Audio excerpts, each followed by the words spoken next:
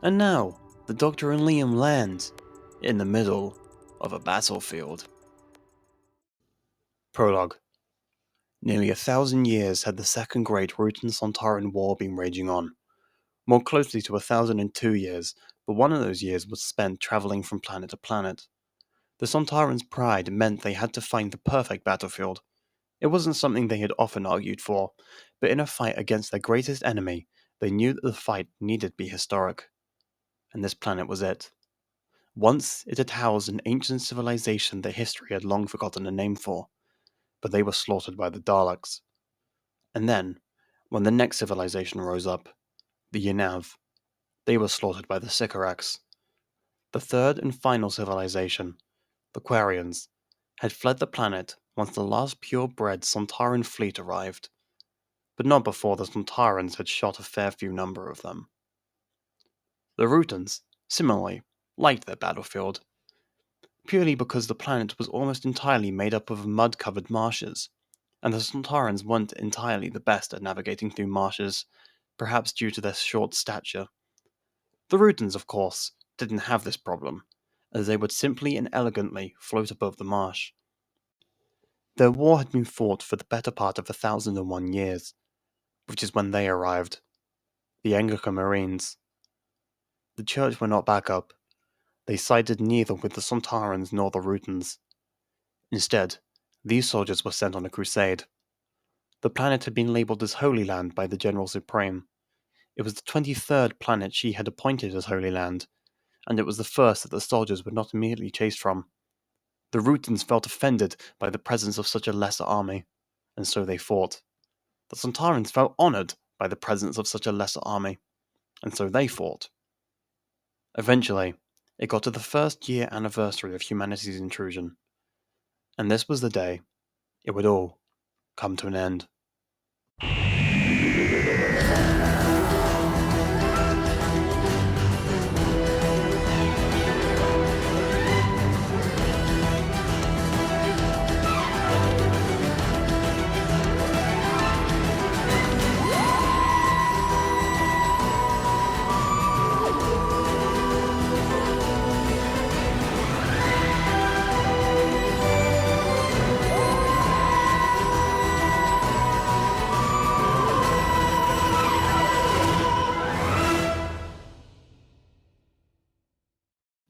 Chapter 1. The TARDIS breathed quietly as two men moved about within a bright white console room. Liam, the most sensibly dressed of the two men, sat on a brown leather couch and fiddled with a golden key. "So," Liam said, "the planet Veritas." The Doctor looked up from the TARDIS console, the multicolored lights blinking and flashing, reflecting on the Doctor's glittery waistcoat. "What about it? What's it like?"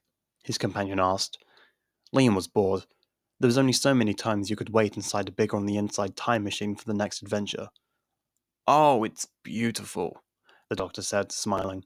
"At 3 a.m. every weekday, the sky glows with a brilliant display of blues and greens and reds." Liam pulled a happy face. "And when will we get there?" "Not too long now," the Doctor began. "Just gotta fuel up a bit more." He was cut off by a knock. The pair looked between each other with confusion, and then looked around for the source of the knocking. There was a second knock, one that the Doctor identified as coming from the front door. "But we're in space," Liam reasoned. "Mm-hmm," the Doctor nodded, slowly approaching the door. "There can't be anything out there, right?" Liam asked. "A lot of atoms and gases?" the Doctor said. "Ha ha, smartass," Liam joked. "You know I meant anything living." "Nothing living could survive out there," the Doctor said, wrapping his hand around the handle. The Doctor opened the door and... nothing. Just the beautiful purple gas clouds of the SD/O nebulous collection. The Doctor leaned out of the TARDIS door, looking around for who could have impossibly knocked. No living life had been in this part of the universe for almost 23,000 years.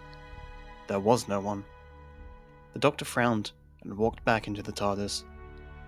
"What was it?" Liam asked. "Nothing," the Doctor said. "Absolutely nothing." Then, there was a ding of a bell. The Doctor approached the console, looking at the screen embedded into the console's mid-left section. The screen read, "Meet me 211-1097-78A. TARDIS gets messages, Liam asked, looking over the doctor's shoulder. Not often, the doctor said, rushing to another section of the console. He pressed buttons and flicked levers. The TARDIS travelled into the time vortex and eventually landed. The doctor and Liam stepped out of the TARDIS and onto a muddy field. Liam's shoes sunk into the mud. Great, Liam said, pulling his foot out of the mud. These were vintage. Not really vintage if you got them in the 80s, the doctor added, now wearing his longer jacket. He moved past Liam and into the muddy field. They're vintage in terms of me, Liam said. The doctor scoffed. Loads of things are vintage in terms of you. Liam nodded. He was a time traveller now, although it had mostly been to the past. It was hard for him to wrap his mind around timelines and then being now and now being later. So, Liam said, what are we doing here? The doctor looked around the barren and muddy landscape. Well, we were called here. Perhaps someone wants to talk to us, or warn us, or wants us to save them. So, which is it? No clue, the doctor said, his eyebrows raising. We seem to have arrived just slightly too early. And then, there was a noise. A groaning, or maybe a wheezing. The doctor looked around, confused. It sounded like... Is that the TARDIS? Liam asked. Can't be.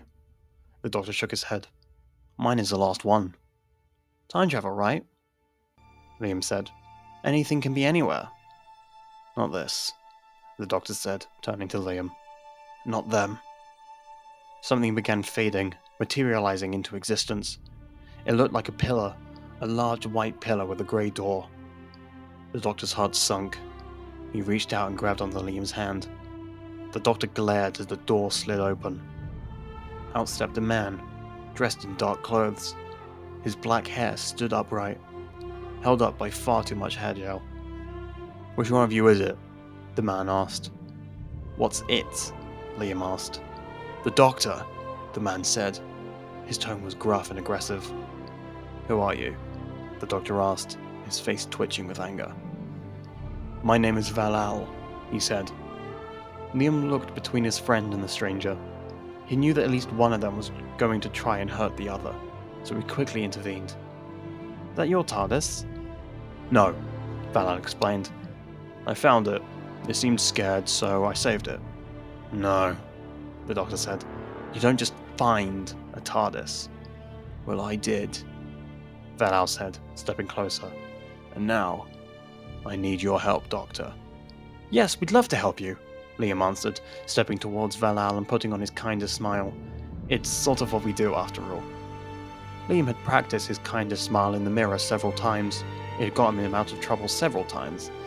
Like when he accidentally spilled a milkshake on a man that was less than kind to him, or when he rear-ended a police car during his driving test. He didn't pass the driving test, but he also didn't get arrested, and Liam considered that a half win. So, how can we help you? Liam continued.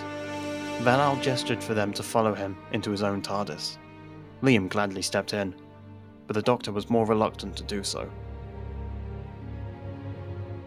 The other TARDIS's interior was practically the opposite of the doctor's. It was darker, grungier, dirtier. The control panel was a more rounded hexagon, and the central column was tall and green-tinted.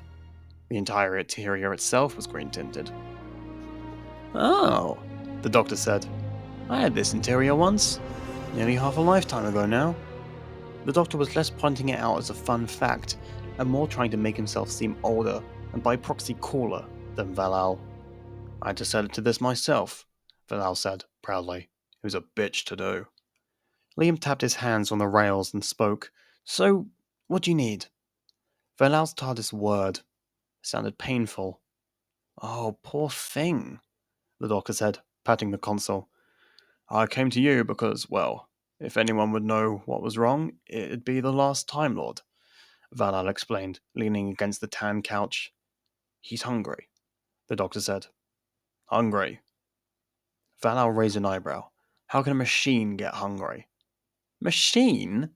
The doctor said, almost offended. They are living, breathing creatures. You're lucky this one lets you live in it. So your TARDIS likes me then, Liam said. Well, it did land in your flat, the doctor said. Liam smiled.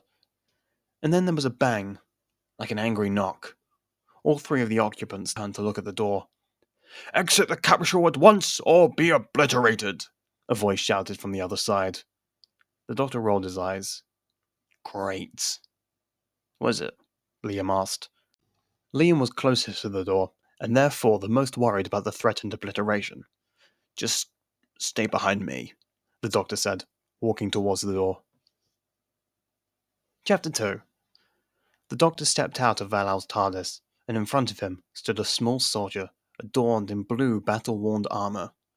The helmet was domed, and the eyes pointed downwards diagonally, giving the impression that the helmet was angry. The soldier pointed the gun up at the doctor, its three-fingered hands eagerly gripping the gun. You will identify, or I will obliterate you, the soldier said. You'll obliterate me, even if I do identify, the doctor argued. Ah, I see you're aware of Sontaran tactics, the Sontaran said, most likely beaming with pride underneath the helmet. I'm very familiar, the doctor nodded. I'm good friends with the Sontaran, actually. Strax. The coward, the Sontaran scoffed. Told what to do by one of our sworn enemies. That would be the doctor, wouldn't it? The doctor said, boasting about his own achievements. An expert, the Sontaran said. Commander Starr will be very interested in meeting you. The doctor nodded. I'm sure he would. Follow me, or be obliterated. Okay, but not without my... The doctor turned around to look at Valal's TARDIS, and watched as it dematerialized. Oh. Right. The doctor turned back to look at the Sontaran. Lead the way. Liam pushed Valal away from the console. What the hell are you doing? Saving your life, Valal shouted. That was a Sontaran. I wasn't paid to deal with them. Liam's eyebrows lowered. Paid? Valal sat down in the tan seat and sighed. I was hired to take the doctor to the church. That was it, my part in the war. So you're a bounty hunter? Liam asked. Valal nodded. Sort of. And you run at the first sign of trouble? Some bounty hunter, Liam mocked. That was a Sontaran, Valal shouted, standing up from the chair. Either I ran, or we died. Liam began flicking controls, pressing random buttons. What are you doing? Valal said, attempting to pull him away. Take us back, or we're going to end up anywhere in time and space, Liam bluffed. He had no idea what he was doing, or even if he could do that. But he had to try. They had to go back. We could end up on... Liam tried to think of a planet, a terrible planet. The planet Veritas. Valal folded his arms. The planet with a rainbow sky, massive threat. Or Japan, 1336. Liam bluffed again. He was sure that he heard the doctor talking about a battle, one that he and some friends got stuck in the middle of. Valal sighed. Fine. He pulled a lever. But if he's already dead, I'm leaving you there. Fine, Liam nodded. Valal's TARDIS landed with what sounded like a bell ding. Liam and Valal exited the time machine into a compound, one made of metal containers fixed into houses.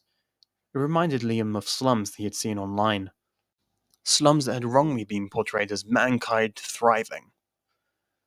The ground was covered with sand, which had clearly been shipped from a different location and haphazardly scattered on the ground.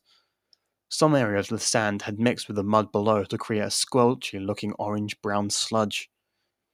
Valal led Liam through the compound, passing several soldiers dressed in heavy faded green military attire, and children. Liam couldn't believe it. There were children at the compound. The children were dressed in the same uniform as the soldiers. The people at this compound had brought the kids to a war and dressed them up as soldiers. Why are there children here? Liam asked Valal. Huh? Valal said, as if he had just realized that they were there. Oh, they're soldiers. They can't be more than 8, Liam said, shaking his head. Desperate times, Valal justified. They're 8, Liam repeated. Valal ignored Liam and kept on walking to a large container on the furthest side of the encampment. Liam furrowed his brow, took a breath, and caught up with the bounty hunter. So, the doctor began as he followed behind the Sontaran. How did you end up all alone on a battlefield so far away from your squadron? The Sontaran remained silent. Oh, come on, the doctor said.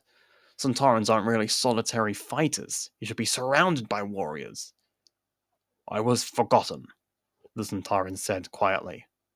Forgotten, the doctor repeated. No, I think you were left behind. Sontarans do not abandon their own, the soldier said defiantly.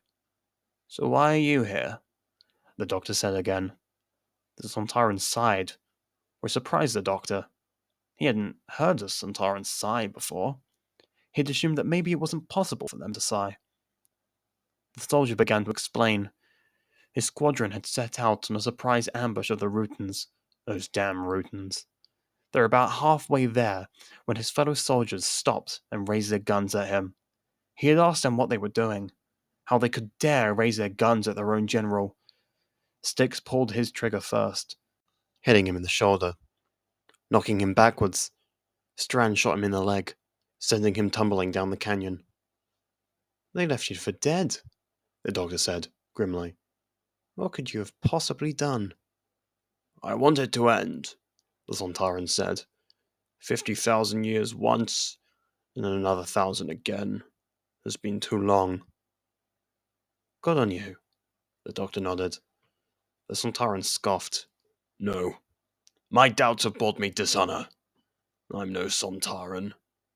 No. The doctor shook his head.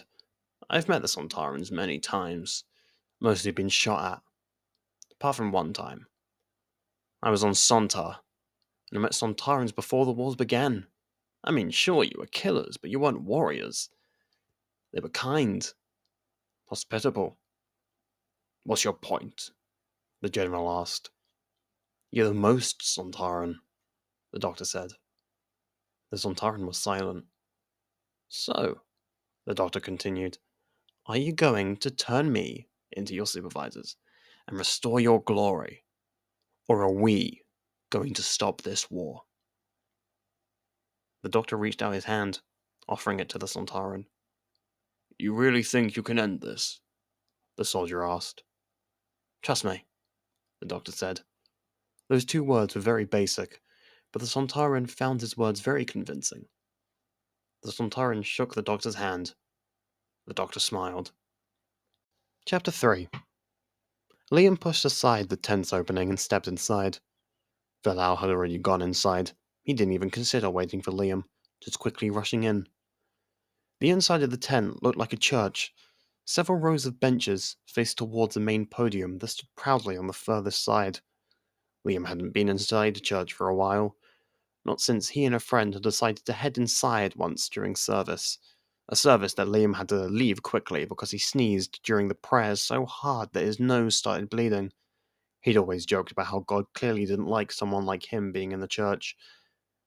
Standing near the podium were three men. These ones seemed more important than the ones outside, mainly because their uniforms seemed like they'd protect them more. One of the men looked up. Valal, he said. And is this him? No, Valal answered. He was captured by the enemy. So who is this? Another man said. This man was the oldest, or maybe just the most wrinkly. Liam began. This is his companion, Valal interrupted. I'm Liam, Liam continued. Strange, the youngest, least wrinkly of the soldiers said. He usually travels with women. Maybe he still is, the oldest joked. Liam narrowed his eyes. What's that supposed to mean? Well, you're not exactly the pinnacle of manhood, the old man joked again. Ha, Liam faked laughed before pulling Valal to the side. These men are going to be of no help. Look, I'm the one calling the shots here, Valal said gruffly. They're going to give me more credits than I can count for that man. I'm getting them one way or the other. I can give you credits, Liam said. How many? Valal asked, skeptically. So many, Liam said. Valal stared straight into Liam's eyes. You're lying. Alright, maybe I am, but there's got to be a better choice than these guys. There isn't, Valal said. My credits My mission, my choice. My friend, Liam insisted. My choice. Valau huffed. You're stubborn. That I am, Liam smiled. Right, we'll go save him or whatever, Valau said, rolling his eyes. Valau walked out of the tent, the three men turning their gaze towards Liam. Love to stick around, Liam said, smiling a kind but passive-aggressive smile. But we have better places to be. Liam left the tent. He considered putting up a particular hand gesture to the men, but he was more focused on saving the doctor. The doctor and the soldier walked across the battlefield, the mud getting deeper and deeper, seeping slightly into the doctor's shoes. He joked that they should turn around so he could grab his wellies from his ship. The Sontaran did not laugh. Strax would have laughed. Maybe they had bred out laughter by this point. They walked in silence until they reached their destination, the Rutan camp. The Sontaran stopped. No, they'll never listen to us, he insisted. They're horrible monsters. The doctor rolled his eyes. Not everyone you disagree with is a horrible monster, he said. Plus, this is the only way to end the war. I can think of another way, the Sontaran said, gripping his gun. The doctor rolled his eyes again. I know it's your base instinct when you come across something, but could you try and not be so trigger-happy? For 5 minutes? The Sontaran let go of his gun, allowing his arms to rest by his sides. The doctor smiled, which is something he never expected to do around a Sontaran. Good. Now, after you. The doctor gestured for the Sontaran to step into the camp. The Rutan camp was made up of half-organic, half-metallic buildings. They had bought the buildings from Ruta Prime. Many of the Rutans in this camp had no memories of Ruta Prime, its icy mountains and snow-covered fields. The Rutans looked like what a human would describe as a large green jellyfish that let off a slightly ominous glow, which was a very accurate description. The doctor and the Sontaran walked through the camp, the Rutans turning to look at them. Although you wouldn't know that they were looking at you, as Rutans had no eyes. The doctor had meant to ask how they were able to see, but the last time he met a Rutan, he was busy accidentally getting involved in the gunpowder plot with the Ponds. What are you doing here? A Rutan said, its glow pulsating with each syllable. The Sontaran's nose crinkled. He couldn't believe he was here, engaging in conversation with the sworn enemy of all Sontarans. We're here to discuss the war, the doctor said. This is not your place to discuss, human, the Rutan said, its voice filled with contempt. Human? The doctor laughed. Please, I'm no human. The Rutan was silent for a moment, until it said, Who are you? I'm the doctor.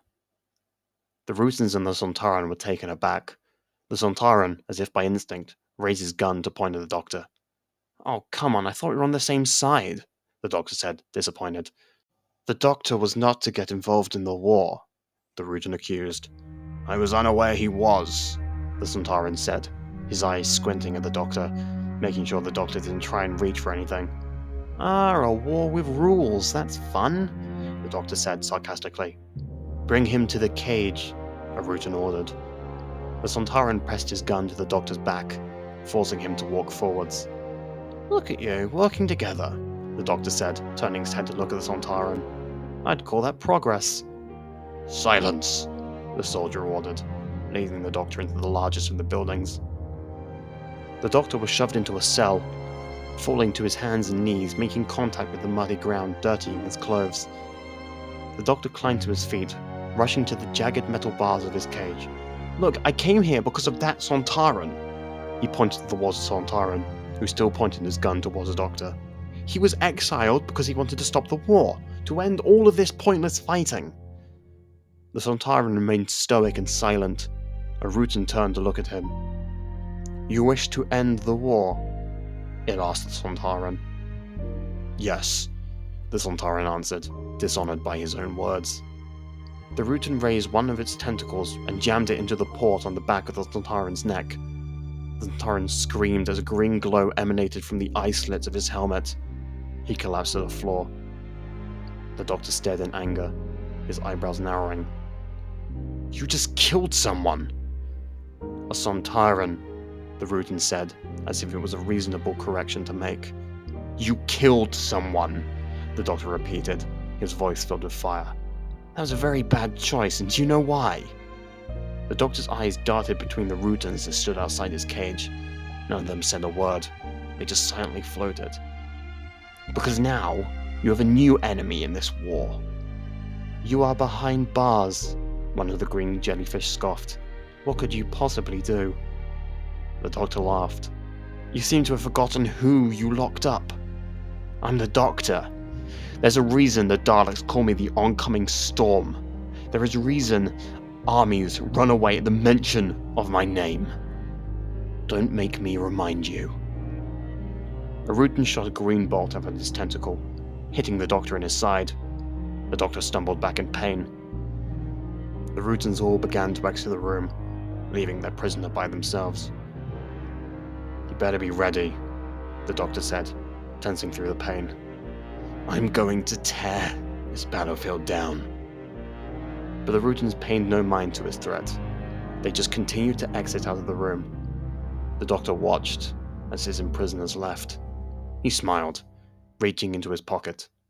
He pulled out the sonic screwdriver, pressing the sonic against the lock. The doctor pressed the button on the sonic. It let out a buzzing sound and clunk. The cell door opened. Chapter 4. Liam stood in the camp of the Anglican Marines, watching as Val raided their weapon supplies. Val said it wasn't technically stealing because he was technically part of the Marines, but also he technically wasn't. Liam looked around. Soldiers stood at campfires eating soup. Children played catch. And someone was crying. Liam walked around the corner. There was a kid, maybe 12 years old, sitting on a bench, his head in his hands as he sobbed. Hey, Liam said, sitting down next to the kid. You okay? The kid wiped away his tears. Yeah, I'm fine. You don't seem fine, Liam countered. What's your name? Onyx, the boy said. That's a great name, Liam smiled. I'm Liam. Hi, Liam, Onyx said. So, what's wrong? Liam asked. I just want to go home, the boy said, beginning to cry again. I didn't want to come here. My mum didn't want me to either, but my dad said I had to learn to be a man. He sounds great, Liam said, sarcastically. I know the other kids don't seem to care, but, Onyx continued. Every day, I see people leave to fight, and then some of them never come back. And then one day that'll be me. I will leave and never come back. Liam nodded. Why did you join? Onyx asked Liam. Oh, well, can I tell you a secret? Liam whispered. Onyx nodded. I'm not part of this army, or any army. I'm a traveller, with my friend.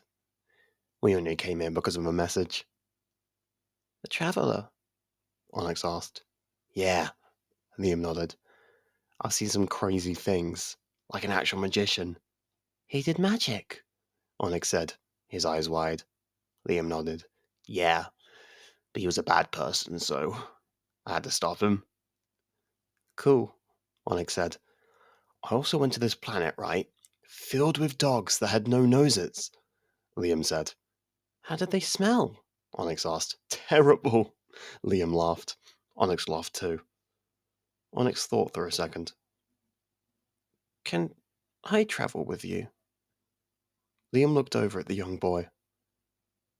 You know what? When I've saved my friend, we'll come back and get you. Onyx smiled widely. Promise? Pinky promise, Liam said, extending his pinky. Onyx wrapped his pinky around Liam's, and they shook. Fal walked around the corner, a large gun in his hand. All right, let's go save him. Liam stood up. Where are we going? He was with the Sontaran, so He'll likely be at the camp, Valal said.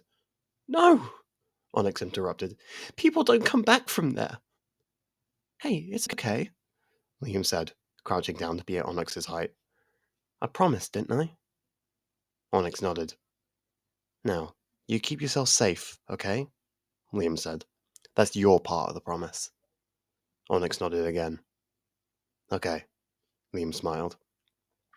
Liam and Valal turned around and began to walk towards the camp's exit. You good with kids? Valal asked. Yeah, Liam said. I thought about becoming a teacher at one point. I can't stand kids, Valal said. Okay, guy with a gun, Liam teased. Valal turned to Liam. We're in a war zone. The guy with a gun is the smart one. Isn't it dishonorable to shoot an unarmed person? Liam countered. The guy without a gun is a smart one. Valal huffed and continued to walk out of the camp. Hurry back? The child asked Liam. Liam paused, feeling a pain in his chest. Those were Quinn's words. The last words Quinn had said to Liam before Liam left to travel with the doctor. God, how hadn't you thought about Quinn? It'd been maybe weeks since he had seen Quinn last. He should go back and check up on Quinn, right? No, he's alright, isn't he? Of course he is. I always do, Liam smiled, heading out of the camp, catching up to the bounty hunter. The greatest way to escape from an enemy base, the doctor monologued in his head. It's actually more simple than you'd think. First off, you have to make sure you open your cell door as quietly as possible, which can be incredibly difficult if your door is as squeaky and loud as the one I have. Someone get us some oil. The doctor pushed the door open, the squeak coming in one long and very slightly loud squeak. Second, always assume that someone is guarding the exit to the room that they brought you in, so look for a second exit. The more unique the better. For instance, a window on the second floor. The doctor snuck up the stairs and towards a window. Luckily for me, the Rutans never figured out glass. The doctor climbed out of the window, or more accurately, into the window frame. Third step, rooftops. Use them. Ladders are very helpful for this, but if you happen to find yourself in a building that has a lot of holes in the walls, use them like a climbing frame. The doctor gripped onto the wall of the building, a slight squelch squishing. God, I hate organic buildings. Or organic technology. Sure, it looks kinda cool, but no one ever seemed to master it. The Zygons got close, but that technically worked mainly because of the goo. The doctor reached the rooftop. He whipped the gunk and dirt off his clothes. Alright, next step, that's... Oh god, what's the next step? It's sort of... The doctor looked around. The closest rooftop was too far for him to jump. The ground was too far for him to drop down. Oh, why did I listen to me? What do I know about escaping from an enemy base? God, I'm such an idiot, a full-blown idiot, a massive, absolute, no doubt about it. The doctor looked over at the gap between the buildings again. I can make that, he thought. I absolutely could make that. Just a bit of a jump. The doctor backed away from the ledge, took in a deep breath, and ran, as fast as he could, towards the ledge. Running towards a ledge is always difficult, the doctor thought. He couldn't stop himself from thinking, and just sort of calmed himself down. Because all your base instincts are telling you to stop running towards a ledge, because ledges always lead to something bad. Usually a bad fall. Falling is always bad. Logopolis was particularly painful. The doctor jumped, getting closer and closer to the other building. He almost landed on the building, but he missed it by just a bit. He held onto the ledge, trying to pull himself up. The doctor is escaping, a Rutan below shouted. Damn it, the doctor said, managing to pull himself up onto the building. He stood up, turning around. He was safe now. Rutans were famously bad climbers. He laughed slightly. A group of Rutans rose into view. Oh, right. You guys can fly, the doctor said. The doctor swiftly turned around and ran from his previous captors. He dodged and weaved, making himself a difficult target as the Rutans shot green bolt projectiles at him. Dodging and weaving always worked. Well, often worked. He had been hit by a stray arrow back in the Middle Ages. That was a particularly terrible regeneration. He was getting close to the outer wall of the base now. Split-second decision, he decided to jump over the wall, and then, as it would happen when you jump off a roof, he fell. The doctor landed with a thud onto the mud. His body hurt, but he was alive. "I survived!" the doctor thought, celebrating as he began to run across the battlefield. "I mean, of course I did. I always survive. Plus, I've barely begun to get used to this face." And then, the doctor began to run. He didn't know exactly where he was going, but he was going away from where he currently was. Liam and Valal had been walking across the battlefield for what felt like to Liam a fair few hours, but in reality had been a fair few minutes. "This isn't what I imagined a battlefield would be like," Liam said. He had noticed that this battlefield was completely devoid of any battle, which made it just a boring old field. Liam remembered the last time he was in a boring old field. The doves, the magician, the magic wand. He wished he kept that wand. "Well, it got quiet once the church joined," Valal answered. "The quiet year of the war." Valal took a deep breath. "Do we have to go to the Sontaran base?" Liam turned to look at Valal. "Yes? Of course. It's our plan, and it's been our plan for several minutes. It's just, they're not the kindest," Valal said. He was right, of course. Sontarans had rarely been known for their hospitality. "I wasn't expecting a tea party," Liam said, grabbing onto Valal's arms and continuing to pull him across the battlefield. "They know me!" Valal shouted, planting his feet firmly into the ground. Liam scrunched his face. "What?" "I did some jobs for them a couple of years ago," Valal explained. "Before the humans got here. I brought them weapons, information, anything they needed." "Why?" Liam asked. Valal sighed and pointed at the sky, right at a small light. Valal explained that the light was Sentinel Araxis, the only other planet in the star system. Valal's home planet. He told Liam about how a small Sontaran fleet had invaded, intending to turn it into a clone planet, so they could continue to breed more soldiers for the war. His people had fought, and had lost many. Valal gave them a deal. He would work for them if they would just let his people live. They agreed. Valal did many things for the Sontarans. Things he couldn't believe he had done. Things he shouldn't have done. The year the humans arrived, he ran. He stole the very first thing he found, a time-space machine that the Sontarans had found on an empty planet in the mists of a terrible war. A war that had ravaged the entire universe. He stole it, and he ran. "Why didn't you go back home?" Liam asked. Valal laughed. Not because it was funny, but because, to him at least, it seemed like a stupid question. "They would have me executed." "Because you saved them?" Valal shook his head. "Let's just... If your friend is at a Sontaran camp, then he is dead already." "No, not him," Liam said. Valal stood silent. He moved his right foot backwards. "I won't blame you if you run away," Liam said. "But I need to save the doctor." Valal nodded. "I'm sorry." "Don't apologize to me," Liam said. Liam looked up at Sentinel Araxis. "Apologize to them." Valal stared up at his old planet. He couldn't go back, not possibly. He knew how they would look at him, the hatred in their eyes. He knew the things they would whisper about him. They'd laugh and point at his door, calling him the man who helped the warriors who killed so many of them. "Liam, Valal looked back down. Liam was gone. Valal was standing alone on the battleground. Chapter 5.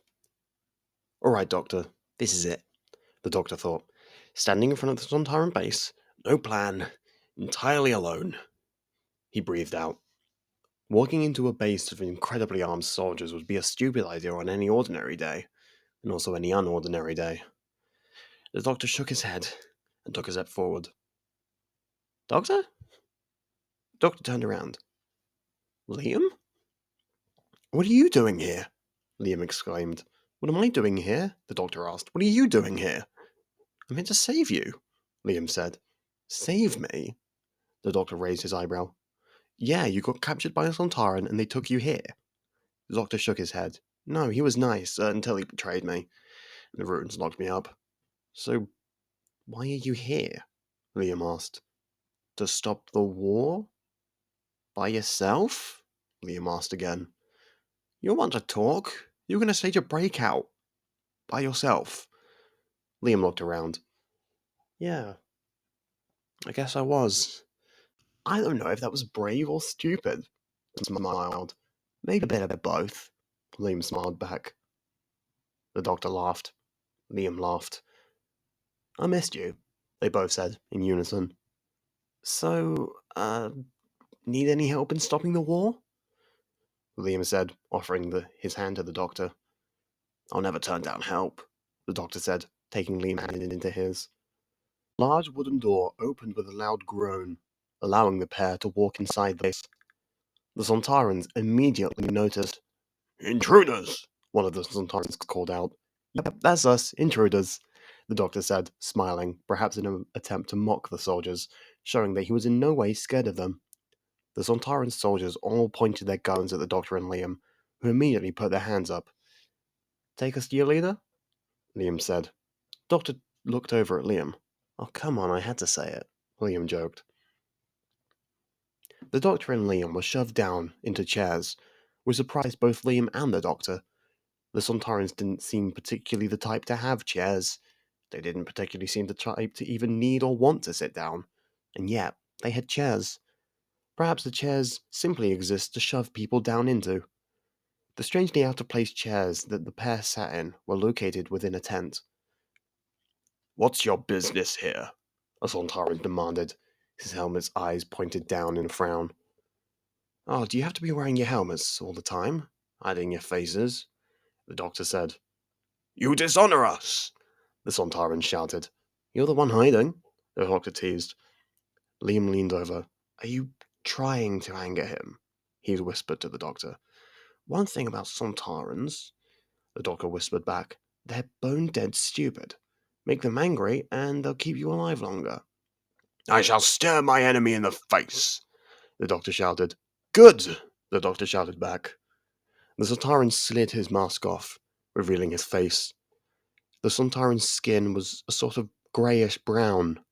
His face looked like it was squished close together, and his nose looked like it had been pressed down onto his face. His angered eyes were surrounded by a dark circle. Liam thought it looked like the Sontaran was wearing eyeshadow. And who do we have the pleasure of meeting today? The doctor asked. I am Salix the Enormous. He introduced himself. Enormous? Liam asked. You all look the same size. Either way, Salix the Enormous, the doctor said. I'm the doctor. Solix took a step back. No. The doctor is. Yeah, the doctor is not to get involved in the war, the doctor said, waving his hands dismissively. But here I am. This is the work of the Rutans, the Sontaran growled. No, they locked me up, the doctor said. The humans, then. Solix growled again. Not them either. The doctor shook his head. Actually, Liam interrupted, they were looking for you. Is that why, well, what's his face called us? The doctor asked. Liam nodded. It's settled then. We strike the humans immediately, Salak said. No, the doctor said, standing up.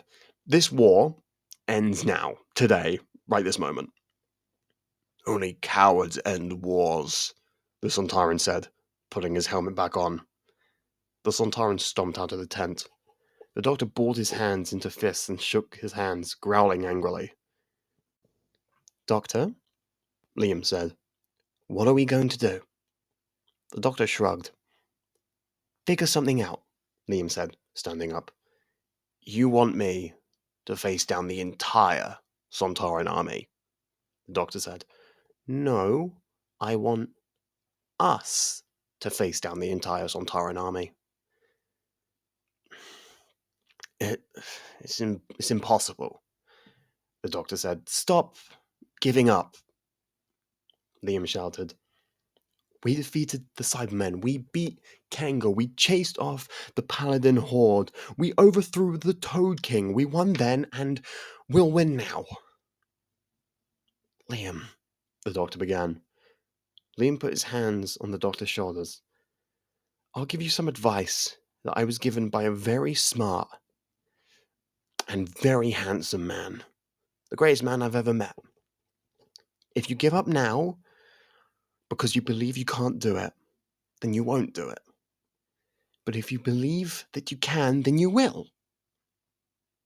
Quinn said that. The doctor asked.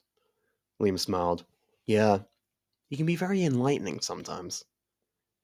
Quinn had probably stolen the phrase from a post on Pinterest, or saw it on the wall of a middle-aged wine aunt's bathroom. Although Liam couldn't think of when Quinn could have possibly been in a wine aunt's bathroom.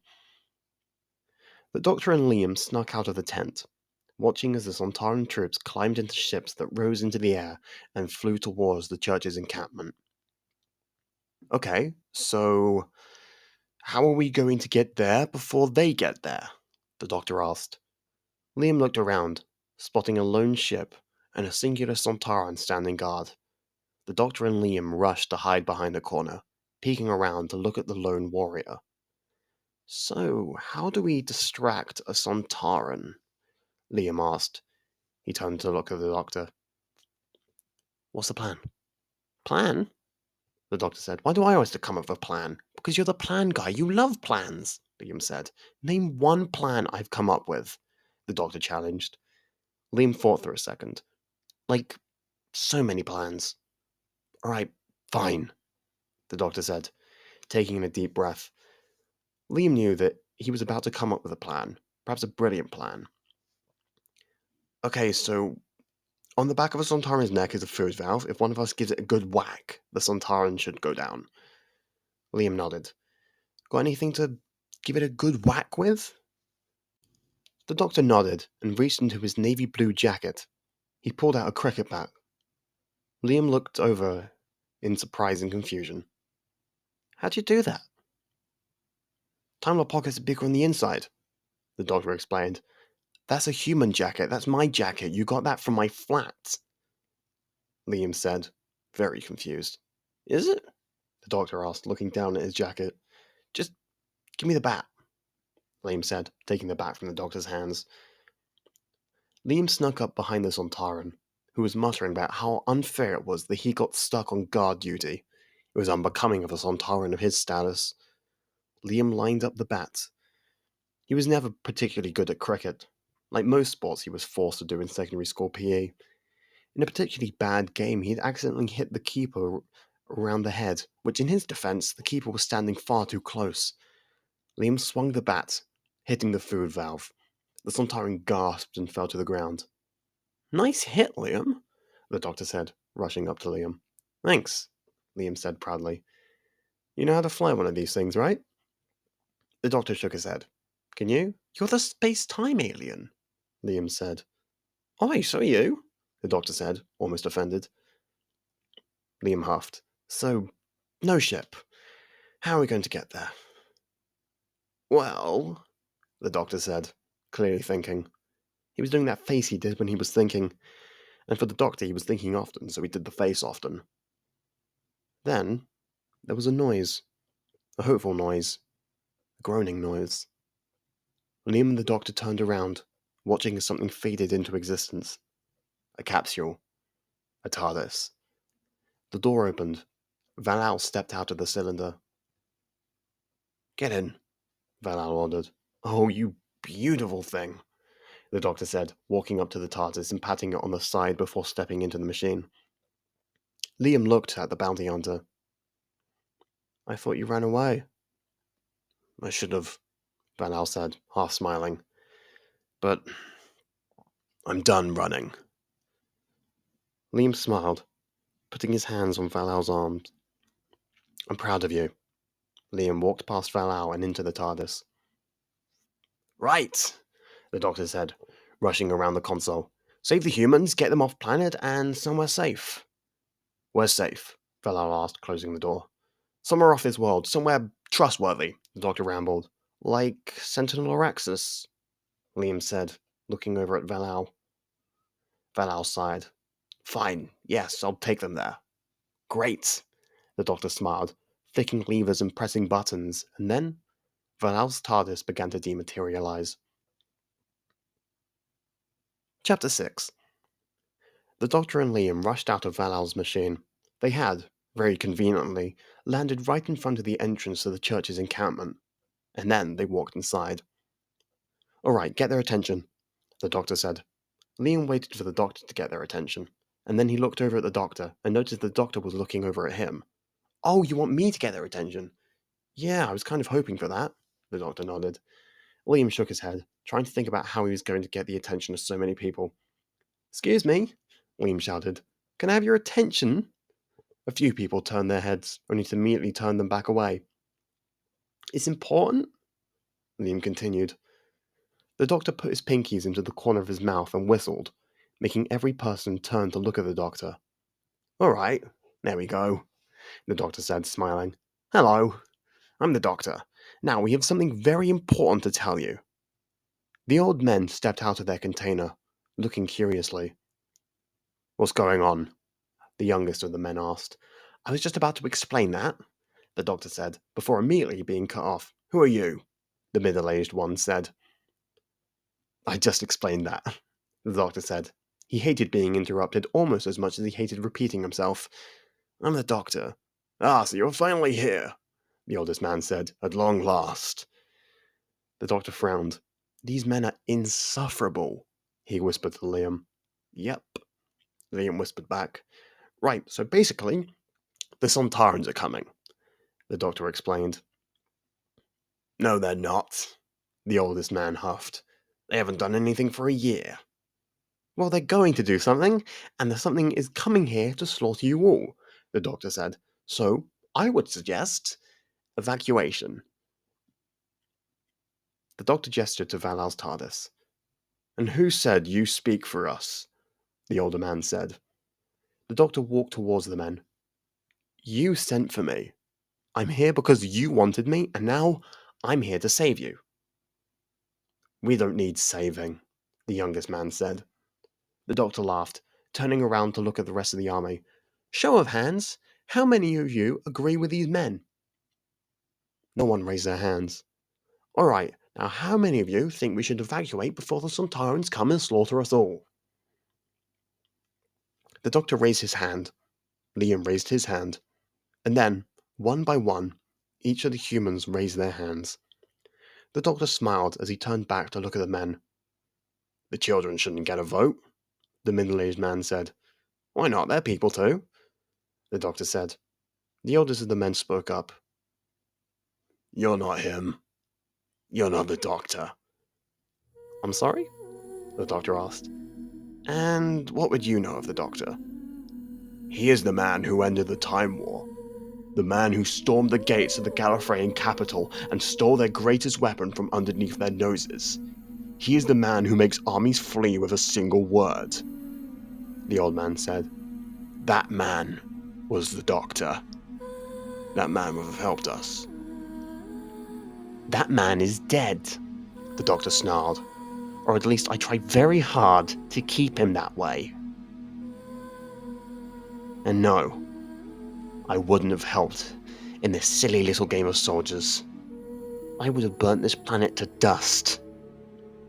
If you think we're going to surrender, the youngest of the three men spat, then you can stay here, the doctor said, bluntly. He then turned around, leaving the men standing alone as the doctor and Liam led the rest of the people out of the camp and into Valal's ship. Don't worry, I know it looks small, but there's a whole universe in there, Liam said as he watched all of them enter. He kept his eye out for Onyx, getting more and more worried as each person passed. He's not here, Liam said to the doctor. Who? The doctor asked. I promised him. I said I'd come back for him, and he's... Liam said, his heart beating faster. It's okay, the doctor said. We'll find him. We'll... A chorus of voices called out in the distance, all chanting the same war cry. Sontar ha! The doctor and Liam looked up, watching as the Sontaran army approached in their ships. The doctor leaned into Valau's TARDIS. Valau, go. Are you sure? Valau said, gripping onto the dematerialization lever. Yes, go now, the doctor ordered. The doctor stepped away from the ship as it vanished. Doctor! Sullux called out as his ship hovered in front of the pair. You cannot stop us. I already have, the doctor said. There's no humans left. They're all gone. He was bluffing, hoping that they'd leave and the doctor and Liam could go find that kid. Suddenly, a laser shot out, hitting into the Sontaran ship, sending it crashing down to the ground. Liam ran into the camp as another laser shot into Sollux's ship. Liam! The doctor called out as he ran forward, but the Sontaran ship spiraled down, crashing in front of the doctor, the explosion sending him flying back, hitting into the ground. Onyx sat in a room, the storage room. The other kids had locked him in there, as they often liked to do.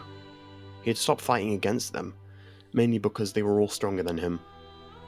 The storage room was dark and damp. Onyx didn't know whether he hated the darkness more or the dampness more, even though the dampness was created by an incessant dripping in the corner that became increasingly annoying over the past half hour that he'd been trapped in here. The only thing that kept him going was knowing that the kind man would come back to get him, to save him. Yeah, he would be saved. Boom. There was an explosion outside. Onyx shot up to his feet. It sounded close. Far too close. Onyx ran to the door, tugging on the handle. It didn't move. Boom. A second explosion. Hello? Onyx called out. I'm still in here. He pounded on the door, hoping his pleas were louder than the explosions outside. He kept knocking on the door. The drip kept dripping. Boom! A third explosion. Please, someone, let me out! He cried out again. And then, Onyx? Is that you? It was Liam. His voice was as kind as ever. Liam had come to save him. The door handle rattled. It's locked, can you unlock it? Onyx shook his head, even though he knew that Liam couldn't see him. I can't. Alright, back away from the door. I'm gonna try something. Onyx did as he was told, and backed away from the door. There was one thud against the door, and then another, and then another, and then the door broke. Liam stumbled in, holding his upper arm. Ow! Are you alright? Onyx asked. Are you? Liam asked back. Onyx nodded. Good. Liam smiled, putting his hand out. Let's get out of here. What are the explosions? The boy asked. Sontarans, but don't worry. I'll keep you safe, Liam said as Onyx took his hand. Liam led Onyx out of the room, through the encampment, and right into a group of Sontarans. Oh, God, Liam said under his breath. Halt! One Sontaran shouted, which was rather stupid seeing as Liam and Onyx had already stopped. Don't shoot. Me and the kid aren't part of the war, Liam said, attempting to reason with the soldiers. You're on this planet. You are part of the war, the soldier said. We're with the doctor, and he isn't part of the war, Liam said. The Sontaran laughed. He made himself part of the war. Well, Liam said, running through every single war movie he had ever seen, trying to figure out what he could say to get out of this. We're unarmed. It would be dishonorable and cowardly to shoot us. The Sontarans looked between each other and then lowered their guns. And, Liam began again, thanking the stars he took those improv lessons during a particularly boring year. I shall take the kids somewhere safe, and then, when I return, we shall fight until bruised, battered, or dead. The Sontaran nodded. We shall await your return so we can atomize you. I look forward to it, Liam said. He quickly led Onyx away. The doctor groaned as he woke up. The first thing he said was, Liam! He looked around at the human encampment. The containers that hadn't collapsed were on fire, and the containers that had collapsed were on fire. He called out for Liam again, hoping to hear him call out for him over the cackling fire. But he heard nothing. Not a voice, not a footprint. Nothing. And then, he saw a figure, walking through the flames. And then it became a pair of figures. And then the shadowy figures became Liam and a young child. Oh, thank God. The doctor smiled. pulling Liam in for a tight hug. It was probably the tightest hug that Liam had ever received, which was a surprise to Liam as Quinn's aunt was a very strong hugger, maybe the strongest hugger. I thought... The doctor stopped himself. It didn't matter what he thought. Liam gently lowered Onyx onto the ground. The doctor leaned down to Onyx's level. Hello? I'm the doctor. Hello, Onyx smiled. The other kids had him locked in somewhere, Liam explained. He was very brave. Brave, huh? The doctor smiled. I like brave. Brave is good. We should get back to the TARDIS, Liam said, before the Sontarans atomize us. Liam took Onyx's hand. They both followed the doctor as he led them across the empty battlefield.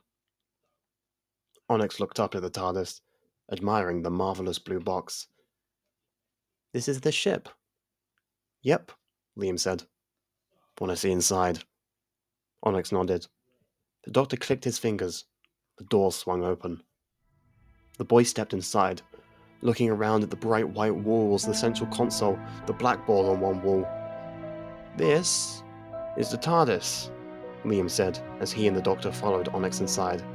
It's big on the inside, as you can see, and it can go anywhere, in time and space, literally anywhere. So, where would you like to go? Onyx thought about where he'd like to go, anywhere in the universe. I think I'd like to go home, Onyx said. Liam nodded. Alright. He looked over at the doctor. The doctor closed the TARDIS's doors. The TARDIS is telepathic, the doctor said as he began walking towards the console. Just put your hands on the console and think really hard about home. The people you'll see, the sights, the smells, the sounds, the way the air feels in your lungs. Onyx put his hands onto the white console, thinking about home. The doctor pulled a lever, and the TARDIS began to dematerialize. And as the TARDIS faded from the planet, so did humanity's involvement in the war. The Rutans and the Sontarans kept on fighting, constantly remaining in a state of checkmate. They fought and battled and squabbled for 50,000 more years before they too left the planet. It would take a few thousand more years before all the evidence of the war was buried and forgotten, and eventually, life returned to the planet. The fourth great civilization, the Sontarans, rose from the ruins of the war that had raged on for so long. These creatures had a very strong relationship with their neighbors, who remarked how miraculous it was that a species had come from a planet now known for the war. But the Sontarans didn't care what their planet was known for. They only cared about what it was now. And what it was now was what many had described as the most peaceful planet in the universe. They had a trophy to prove it. And it was very peaceful, with very kind people, and life for these kind and peaceful folk was good.